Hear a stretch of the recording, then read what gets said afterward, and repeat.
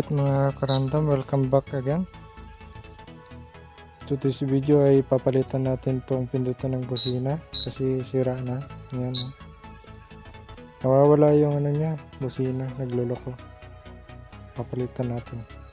At ang mga kailangan, ito, tactile push button. Ayan.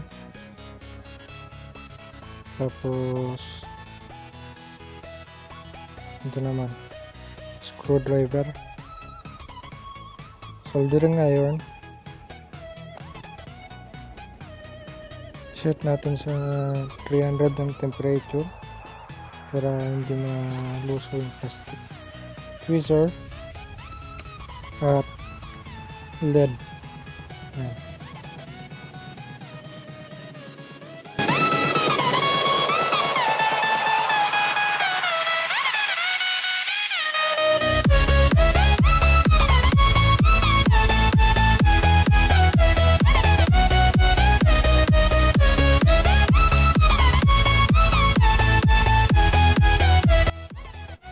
Buksan muna natin para makita yung loob niya.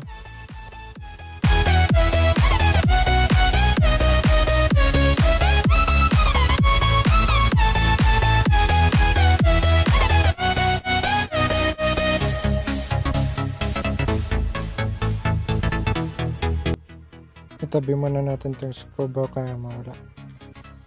Yan yung loob. Yun, kaya pala kinalawang na. Kinakalawang na yun. Kaya nawawala yung busina.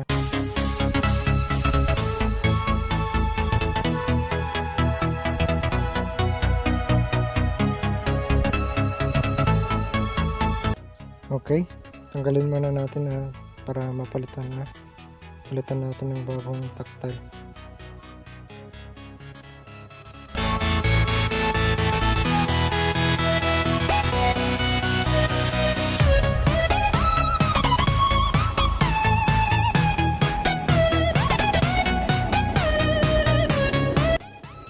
Ito na yung bagong tactile. Straight lang muna natin yung mga pins niya para lumapit sa casing na mamaya. Ingat lang sa pag-skate at baka maputol. Kasi kapag naputol na yun, wala na. Game over na. Hindi mo na may babalik. Okay, dapat ganito ang maging itsura niyan.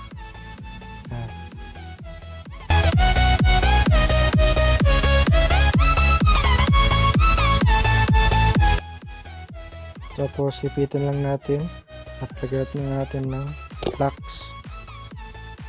Konti lang na flux ng mga pins.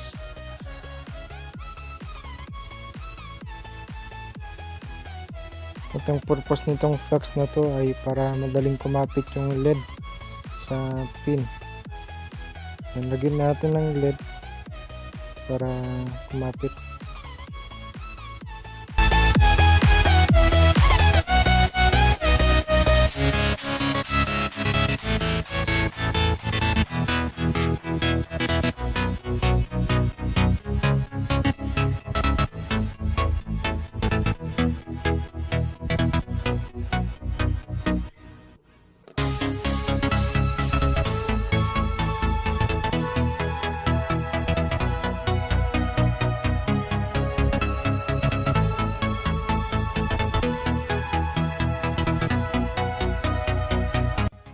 At habang hinihinan ko to, shoutout kay GRTV at kay Sir Dennis Pacursa.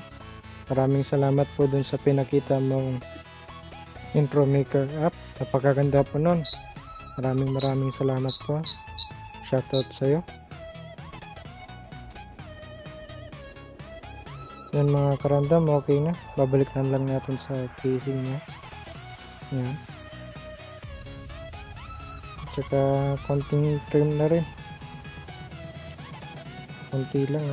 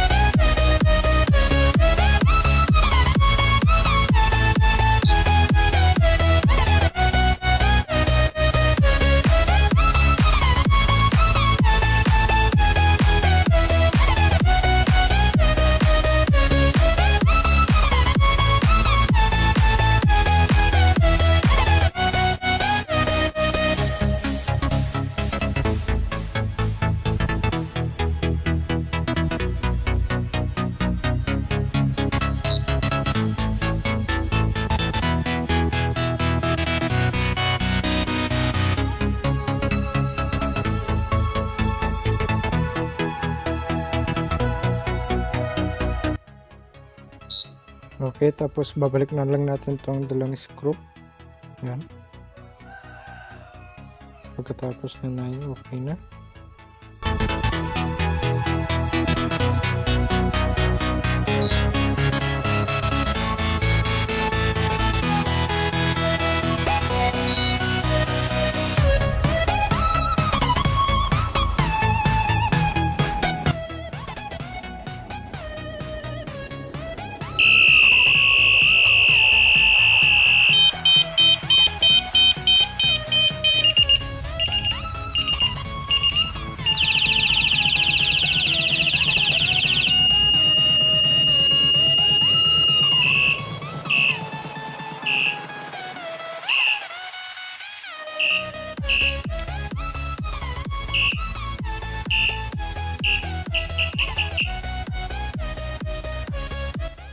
Maraming salamat sa inyong panonood. Sana mag-like at mag-subscribe na pa kayo sa ating YouTube channel.